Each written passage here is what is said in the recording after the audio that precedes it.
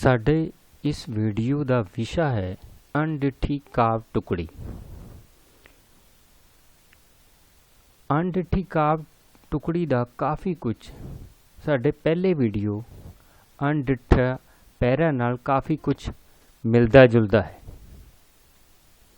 ਆਓ ਪਹਿਲਾਂ ਇਸ ਦੀ ਪਰਿਭਾਸ਼ਾ ਨੂੰ ਸਮਝਦੇ ਹਾਂ। ਅਣਡਿੱਠੀ ਕਾਵਿ ਟੁਕੜੀ ਤੋਂ ਭਾਵ ਉਹ ਕਾਵਿ ਟੁਕੜੀ ਜੋ ਪਾਠਕ੍ਰਮ ਵਿੱਚ ਨਿਰਧਾਰਿਤ ਪੁਸਤਕਾਂ ਵਿੱਚ ਸ਼ਾਮਲ ਨਾ ਹੋਵੇ। ਸੋ ਉਹ ਕਾਵਿ ਟੁਕੜੀ ਜੋ ਸਾਡੇ ਪਾਠਕ੍ਰਮ ਅਨੁਸਾਰ ਪੁਸਤਕਾਂ ਬਣੀਆਂ ਹੋਈਆਂ ਹਨ ਉਹਨਾਂ ਵਿੱਚ ਸ਼ਾਮਿਲ ਨਹੀਂ ਹੈ, ਜਿਵੇਂ ਅਣਡਿੱਠਾ ਪੈਰਾ ਸ਼ਾਮਿਲ ਨਹੀਂ ਸੀ। ਪ੍ਰੀਖਿਆਵਾਂ ਵਿੱਚ ਅਣਡਿੱਠੀ ਕਾਵਿ ਟੁਕੜੀ ਨਾਲ ਸੰਬੰਧਿਤ ਪ੍ਰਸ਼ਨ ਵਿਦਿਆਰਥੀਆਂ ਦੀ ਕਵਿਤਾ ਨੂੰ ਸਮਝਣ ਤੇ ਅਰਥ ਗ੍ਰਹਿਣ ਕਰਨ ਦੀ ਯੋਗਤਾ ਅਤੇ ਪ੍ਰਸ਼ਨਾਂ ਦੇ ਉੱਤਰ ਆਪਣੀ ਸ਼ੈਲੀ ਵਿੱਚ ਪ੍ਰਗਟਾਉਣ ਜਾਂ ਦਰਸਾਏ ਉੱਤਰਾਂ ਵਿੱਚੋਂ ਸਹੀ ਦੀ ਪਛਾਣ ਕਰਨ ਦੀ ਯੋਗਤਾ ਦੀ ਪਰਖ ਲਈ ਪੁੱਛਿਆ ਜਾਂਦਾ ਹੈ।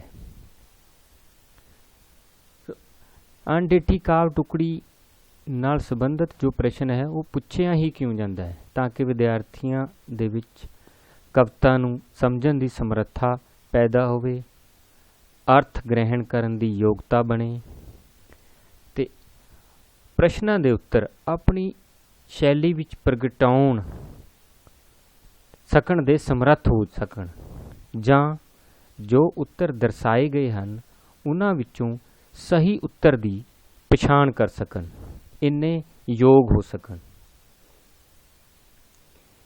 ਇਸ ਪਰਖ ਲਈ ਪ੍ਰੀਖਿਅਕ ਅਜਿਹੀ ਕਾਵਿ ਟੁਕੜੀ ਵਿੱਚ ਆਏ ਔਖੇ ਸ਼ਬਦਾਂ, ਵਾਕੰਸ਼ਾਂ ਜਾਂ ਕਵਿਤਾ ਦੇ ਅਰਥ ਪੁੱਛਣ ਤੋਂ ਇਲਾਵਾ ਕਾਵਿ ਟੁਕੜੀ ਦੇ ਭਾਵ ਬਾਰੇ ਪ੍ਰਸ਼ਨ ਪੁੱਛ ਸਕਦਾ ਹੈ। ਸੋ ਪ੍ਰੀਖਿਅਕ ਕਿਹੜੇ ਪ੍ਰਸ਼ਨ ਪੁੱਛ ਸਕਦਾ ਹੈ ਕਾਵਿ ਟੁਕੜੀ ਵਿੱਚੋਂ? ਕਾਵਿ ਟੁਕੜੀ ਵਿੱਚੋਂ ਔਖੇ ਸ਼ਬਦਾਂ ਦੇ ਅਰਥ ਪੁੱਛ ਸਕਦਾ ਹੈ, ਜੋ ਵਿੱਚ ਕੋਈ ਭਾਵ ਪ੍ਰਗਟ ਹੋਏ ਹਨ ਉਹਨਾਂ ਬਾਰੇ ਪੁੱਛ ਸਕਦਾ ਹੈ। ਕਾਵਿ ਟੁਕੜੀ ਦੇ ਮੁੱਖ ਵਿਸ਼ੇ ਬਾਰੇ ਪੁੱਛ ਸਕਦਾ ਹੈ।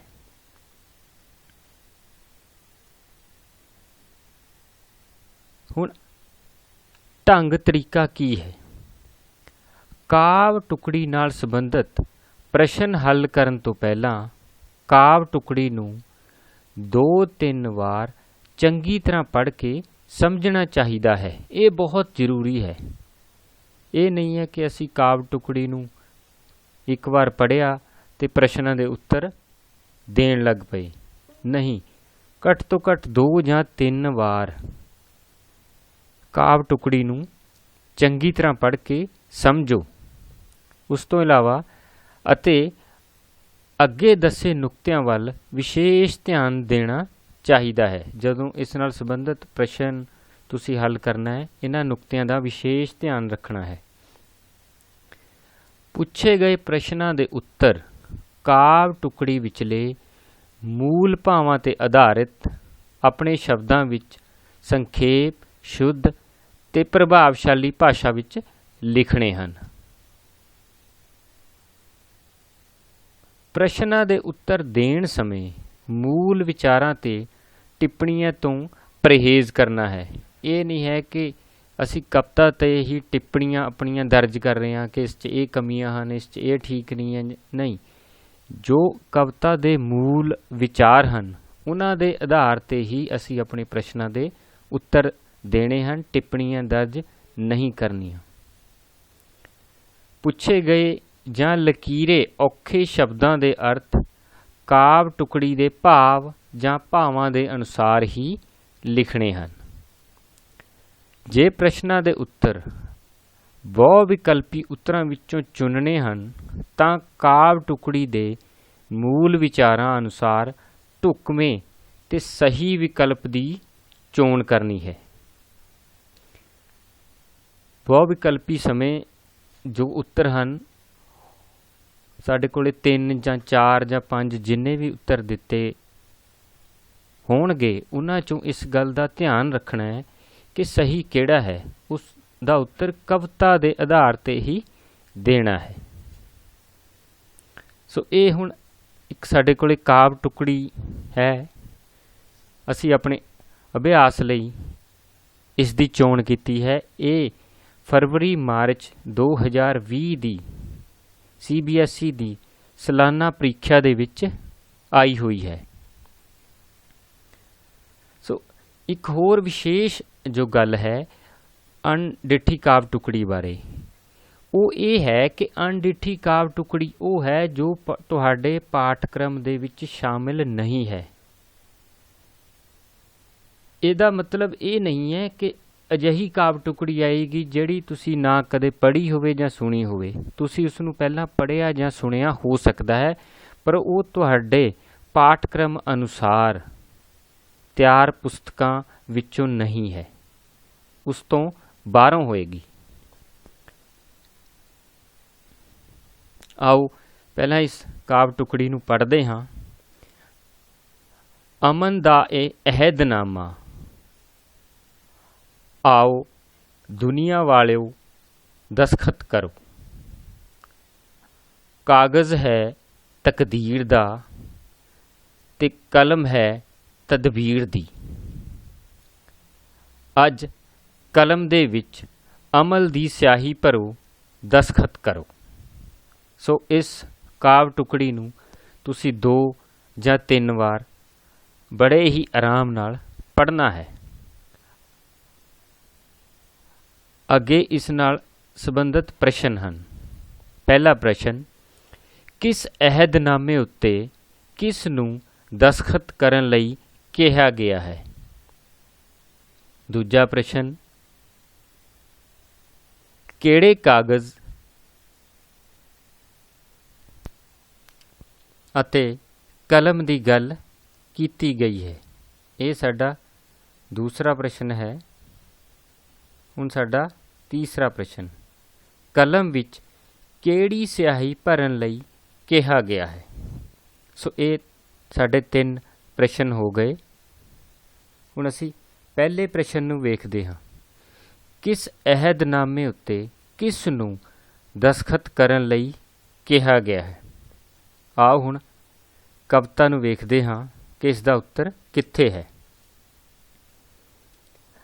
अमन दा ये अहदनामा, आओ दुनिया वालो, आओ दुनिया वालिओ दस्तखत करो। सो साडा जिहड़ा पहला उत्तर है वो इन्हां 2 सतरां दे विच है।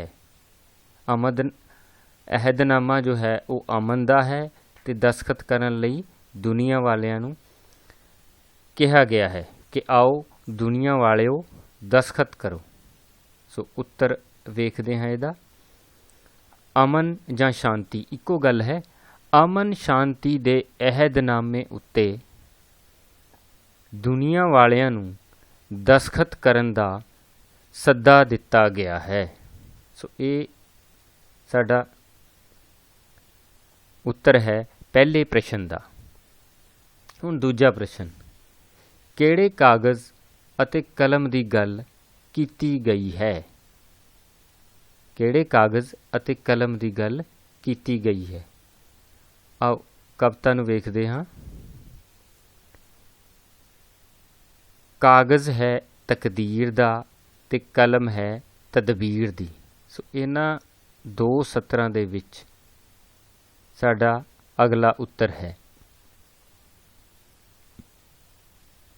ਕਿ ਕਿਹੜੇ ਕਾਗਜ਼ ਅਤੇ ਕਲਮ ਦੀ ਗੱਲ ਕੀਤੀ ਗਈ ਹੈ। ਕਵਿਤਾ 'ਚ ਅਸੀਂ ਦੇਖਿਆ ਕਿ ਤਕਦੀਰ ਦਾ ਕਾਗਜ਼ ਤੇ ਤਦਬੀਰ ਦੀ ਕਲਮ। ਤਕਦੀਰ ਜਾਂ ਕਿਸਮਤ ਇੱਕੋ ਗੱਲ ਹੈ। ਦੇ ਕਾਗਜ਼ ਅਤੇ ਤਦਬੀਰ ਜਾਂ ਯਤਨ ਦੀ ਕਲਮ ਦੀ ਗੱਲ ਕੀਤੀ ਗਈ ਹੈ। ਸੋ ਹੁਣ ਦੇਖਦੇ ਹਾਂ ਅਸੀਂ ਤੀਜਾ ਪ੍ਰਸ਼ਨ, ਕਲਮ ਵਿੱਚ ਕਿਹੜੀ ਸਿਆਹੀ ਭਰਨ ਲਈ ਕਿਹਾ ਗਿਆ ਹੈ? ਕਲਮ ਵਿੱਚ ਕਿਹੜੀ ਸਿਆਹੀ ਭਰਨ ਲਈ ਕਿਹਾ ਗਿਆ ਹੈ?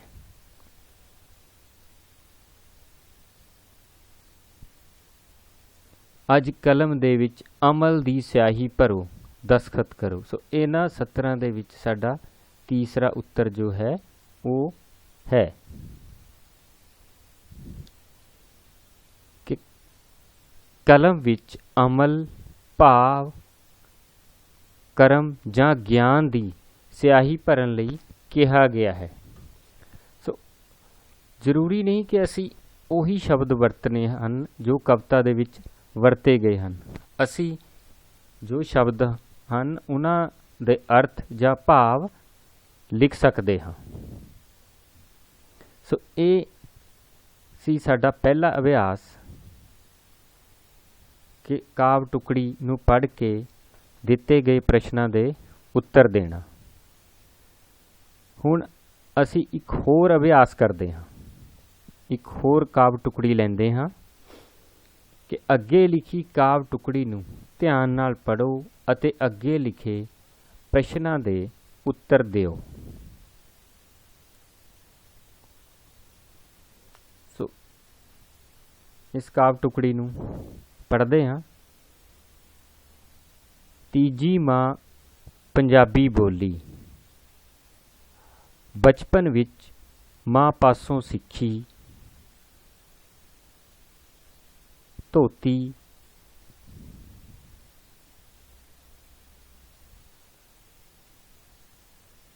ਮਾਂਜੀ ਪਹਿਨੀ ਪਚਰੀ, ਨਜ਼ਮ ਨਸਰ ਬੋਲੀ ਤੇ ਲਿਖੀ, ਮਤਰੇਈਆਂ ਨੂੰ ਪਰੇ ਹਟਾ ਕੇ ਪਟਰਾਣੀ ਤਖਤ ਬਿਠਾਇਆ, ਇਹੋ ਜਿਹੀ ਮਨੋਹਰ ਮਿੱਠੀ ਹੋਰ ਕੋਈ ਬੋਲੀ ਨਹੀਂ ਡਿੱਠੀ। ਸੋ ਤੁਸੀਂ ਇਸ ਕਵਿਤਾ ਨੂੰ 2 ਜਾਂ 3 ਵਾਰ ਬਹੁਤ ਹੀ ਧਿਆਨ ਨਾਲ ਪੜ੍ਹਨਾ ਹੈ ਤੇ ਸਮਝਣਾ ਹੈ। ਹੁਣ ਪਹਿਲਾ ਪ੍ਰਸ਼ਨ, ਤੀਜੀ ਮਾਂ ਕਿਸ ਨੂੰ ਤੇ ਕਿਉਂ ਕਿਹਾ ਗਿਆ ਹੈ? ਦੂਜਾ ਪ੍ਰਸ਼ਨ, ਮਾਂ ਬੋਲੀ ਕਿਹੋ ਜਿਹੀ ਹੈ? ਤੀਜਾ ਪ੍ਰਸ਼ਨ, ਮਤਰੇਈਆਂ ਕਿਸ ਨੂੰ ਕਿਹਾ ਗਿਆ ਹੈ? ਆਓ ਹੁਣ ਪਹਿਲਾ ਪ੍ਰਸ਼ਨ ਵੇਖਦੇ ਹਾਂ। ਤੀਜੀ ਮਾਂ ਕਿਸ ਨੂੰ ਤੇ ਕਿਉਂ ਕਿਹਾ ਗਿਆ ਹੈ? ਕਵਿਤਾ ਵਿੱਚੋਂ ਇਸ ਦਾ ਉੱਤਰ ਲੱਭਣ ਦੀ ਕੋਸ਼ਿਸ਼ ਕਰਦੇ ਹਾਂ। ਤੀਜੀ ਮਾਂ ਪੰਜਾਬੀ ਬੋਲੀ, ਬਚਪਨ ਵਿੱਚ ਮਾਂ ਪਾਸੋਂ ਸਿੱਖੀ। ਇਹਨਾਂ 2 ਸਤਰਾਂ ਦੇ ਵਿੱਚ ਪਹਿਲੇ ਪ੍ਰਸ਼ਨ ਦਾ ਉੱਤਰ ਹੈ।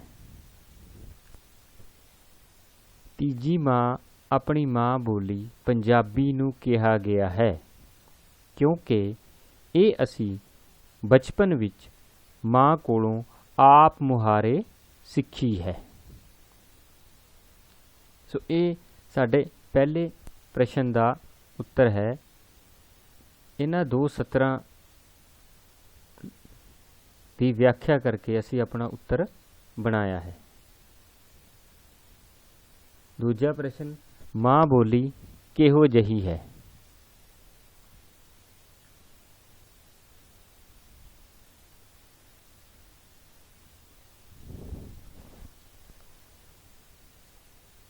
ਧੋਤੀ ਮਾਂਜੀ ਪਹਿਨੀ ਪਚਰੀ, ਨਜ਼ਮ ਨਸਰ ਬੋਲੀ ਤੇ ਲਿਖੀ। ਸੋ ਇਹਨਾਂ 2 ਸਤਰਾਂ ਦੇ ਵਿੱਚ ਸਾਡੇ ਅਗਲੇ ਪ੍ਰਸ਼ਨ ਦਾ ਉੱਤਰ ਹੈ। ਇਹਨਾਂ ਦੀ ਵਿਆਖਿਆ ਕਰਕੇ ਅਸੀਂ ਆਪਣਾ ਉੱਤਰ ਬਣਾਉਂਦੇ ਹਾਂ। ਮਾਂ ਬੋਲੀ ਧੋਤੀ ਮਾਂਜੀ ਪਹਿਨੀ ਪਚਰੀ, ਮਿੱਠੀ ਤੇ ਅਪਣਤ ਭਰੀ ਹੈ।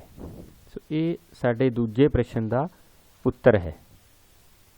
ਤੀਜਾ ਪ੍ਰਸ਼ਨ, ਮਤਰੇਈਆਂ ਕਿਸ ਨੂੰ ਕਿਹਾ ਗਿਆ ਹੈ?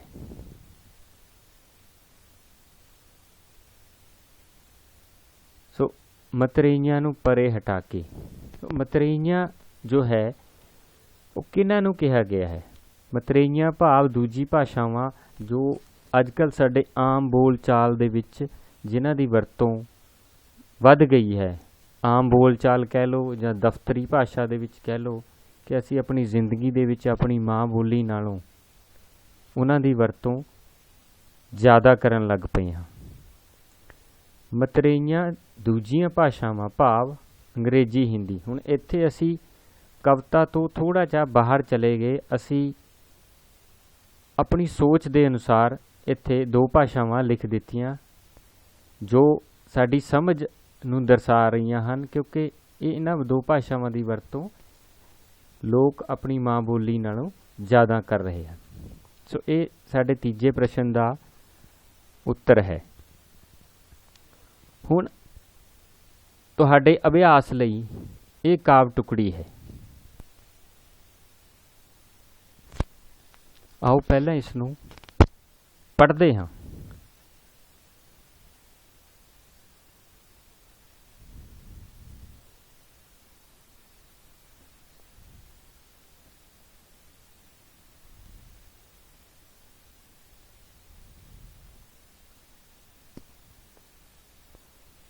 ਇਸ ਅਦਾਲਤ 'ਚ ਬੰਦੇ ਬਿਰਖ ਹੋ ਗਏ, ਫੈਸਲੇ ਸੁਣਦਿਆਂ ਸੁਣਦਿਆਂ ਸੁੱਕ ਗਏ। ਆਖੋ ਇਹਨਾਂ ਨੂੰ ਉਜੜੇ ਘਰੀਂ ਜਾਣ ਹੁਣ, ਇਹ ਕਦੋਂ ਤੱਕ ਇੱਥੇ ਖੜੇ ਰਹਿਣਗੇ। ਸੋ ਇਸ ਕਾਵਿ ਟੁਕੜੀ ਨੂੰ ਤੁਸੀਂ 2 ਜਾਂ 3 ਵਾਰ ਚੰਗੀ ਤਰ੍ਹਾਂ ਪੜ੍ਹਨਾ ਹੈ। ਹੁਣ ਇਸ ਨਾਲ ਸੰਬੰਧਿਤ ਪ੍ਰਸ਼ਨ। ਪਹਿਲਾ ਪ੍ਰਸ਼ਨ, ਕਵੀ ਅਨੁਸਾਰ ਬੰਦੇ ਕਿੱਥੇ ਬਿਰਖ ਹੋ ਗਏ ਹਨ। ਦੂਜਾ ਪ੍ਰਸ਼ਨ, ਲੋਕਾਂ ਨੂੰ ਉਜੜੇ ਘਰੀਂ ਜਾਣ ਲਈ ਕਿਉਂ ਕਿਹਾ ਗਿਆ ਹੈ। ਤੀਜਾ ਪ੍ਰਸ਼ਨ, ਫੈਸਲੇ ਸੁਣਦਿਆਂ ਸੁਣਦਿਆਂ ਕੌਣ ਸੁੱਕ ਗਏ ਹਨ। ਸੋ ਇਹਨਾਂ 3 ਪ੍ਰਸ਼ਨਾਂ ਦੇ ਉੱਤਰ ਤੁਸੀਂ ਇਸ ਕਾਵਿ ਟੁਕੜੀ ਵਿੱਚੋਂ ਲੱਭਣੇ ਹਨ। ਤੇ ਜੇ ਕਿਤੇ ਕੋਈ ਸਮੱਸਿਆ ਹੈ, ਕੋਈ ਉਲਝਣ ਹੈ, ਕੋਈ ਔਖ ਹੈ ਤਾਂ ਤੁਸੀਂ ਕਮੈਂਟ ਸੈਕਸ਼ਨ ਦੇ ਵਿੱਚ ਜਾ ਕੇ ਲਿਖ ਦੇਣਾ ਹੈ। ਤੁਹਾਨੂੰ ਤੁਹਾਡਾ ਉੱਤਰ ਮਿਲ ਜਾਏਗਾ। ਬਹੁਤ ਬਹੁਤ ਧੰਨਵਾਦ।